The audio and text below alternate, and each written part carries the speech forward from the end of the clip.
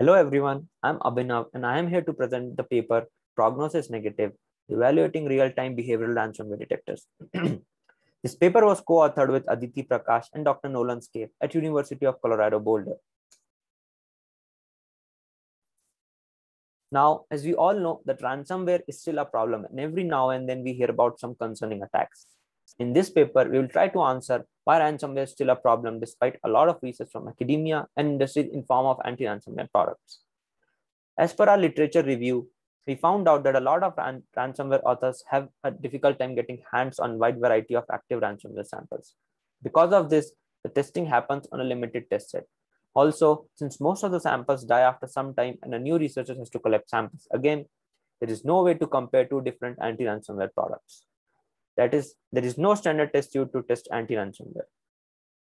During the literature survey, we also found out that anti-ransomware solutions were looking for non-fundamental behavior leading to high false negatives in real-life detection. I will explain and expand the definition of fundamental behavior in the coming slides. To summarize, the contributions of the paper are characterization of fundamental behavior, identification of problematic evaluations, and development of a reliable open source and extensible testing framework, FARFEL, to solve the problem of ransomware sample collection. Just a note, in this paper, we are referring the ransomware as crypto ransomware. We have taken the definition of ransomware goal, that is survivability and reversibility, from the paper by Young and Young presented in 1996. To simplify, the goal of ransomware is to establish and maintain reversible control over the victim's data. Our strategy to find the fundamental behavior is by doing literature survey and noting down the behavior of ransomware which have been mentioned by the researchers. Then we filtered them based on the above definition of survivability and reversibility.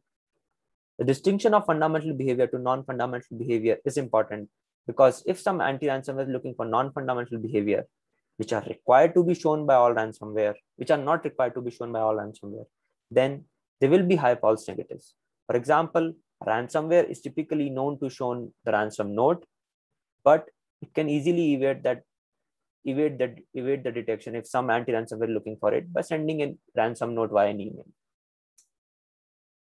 We have presented these fundamental behavior as an execution timeline as seen in the diagram. Also, this is the implementation chart of our framework FARFEL. They are data discovery. In this step, this is the first step and aims to identify candidate data for encryption. The samples must, for example, traverse the file system, contain a known list of files to encrypt at execution, or discover raw disk. Data selection. This step is a policy about how the data will be selected. For example, only to encrypt the PDF files. Input strategy. To encrypt the file or content, the samples must read the data.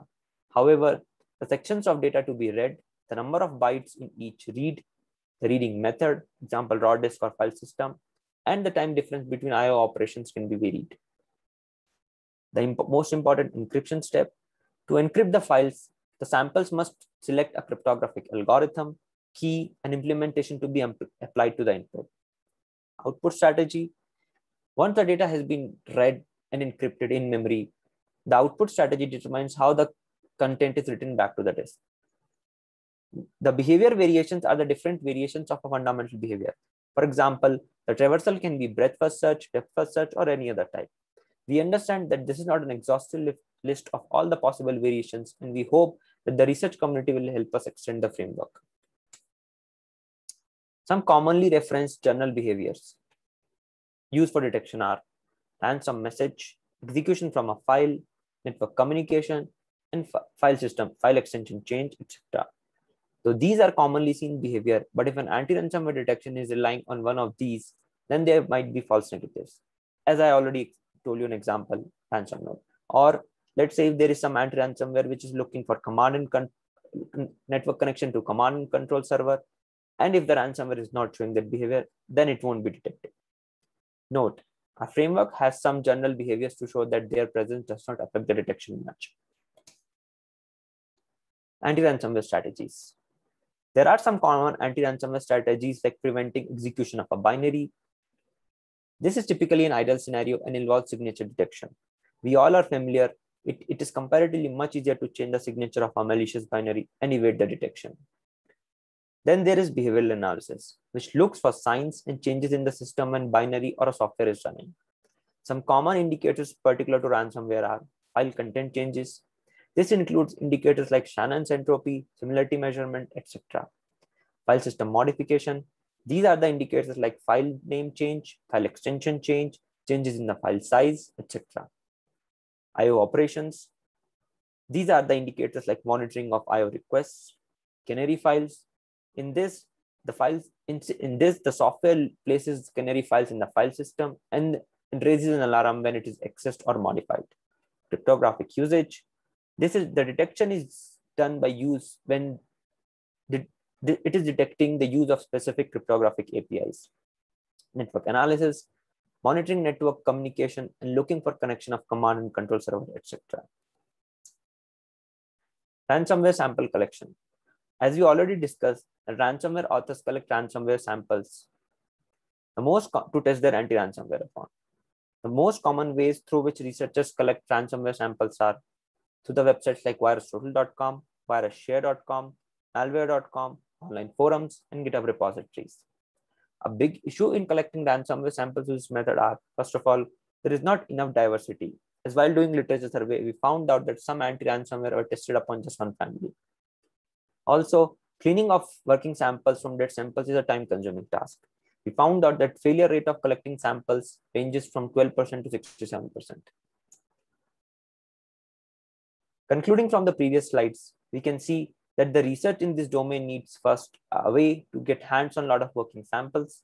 Second, the sample should have diversity. Third, there should be a common way to test different anti-ransomware with each other. To solve these issues, we created Farfel, an open source, customizable, and extensible framework because ransomware behavior changes and evolve over time. It has 1,536 unique attacks and 21 unique behavior variations. It aims to provide researchers to quickly iterate and select the desired ransomware behavior. Also, it provides semantically correct execution, that is, specify only one mutually exclusive action at a time. It is self-contained, that is, it has no reliance on external conditions and configurations. And it is safe to handle and reversible in nature, that is, it has decryption capabilities. Testing. We selected commercial anti-ransomware software from avtest.org. These are some of the selected ones are some of the top rated anti-ransomware software. These are shown in the slides. For academic anti-ransomware, we reached out to 13 authors and we could get hands only on ShieldFS and CryptoDrop. Here are some of the results. This figure shows the detection rate of each of the 7 anti-ransomware products we tested against our 1,536 test cases. Among academic works, CryptoDrop achieved the highest detection rate at 78%. Among the commercial packages, Malwarebytes at 56%. 3 of the commercial products we tested did not detect any of our test cases. This figure shows the pairwise correlation between individual behavior variations and detection in our experiments. The lighter shades in the figure represent a positive correlation with detection. For example, as you can see, the data discovery or DD 1.1 and DD 1.2 represent depth first and breadth first search respectively, while the darker shade represent a negative correlation with the detection. Strong negative correlation indicates gaps in behavioral coverage by the detectors. As you can see in the diagram, that some of these are DD 1.3, which is parallelism, that is a new subprocess is created for each subdirectory, and IS 2.1, where all the files in a folder are merged into a single file and then encrypted. 3 of these products are not shown in this figure because they detected 0 test cases. There's a lot of work to be done, like creating false positive test cases, implementing more behaviors, but our goal was to make an easy to compare different anti-ransomware approaches and test future research so that ransomware researchers can get better idea how their product is performing. Some of the future work which can save the running time of an experiment can be cloud-based implementation of framework where test cases can run in parallel. Summary, I would like to conclude that ransomware attacks have increased in both relevance and severity. It is difficult to make robust ransomware because of the few reasons listed in the slide. We have characterized the ransomware behavior as fundamental and general based on the ransomware goal of survivability and reversibility. We have designed and implemented an open source and extensible framework Farfel for testing anti-ransomware software. And we have evaluated 7 of anti-ransomware products, 5 of which were commercial and 2 were academic. Thank you and have a nice day.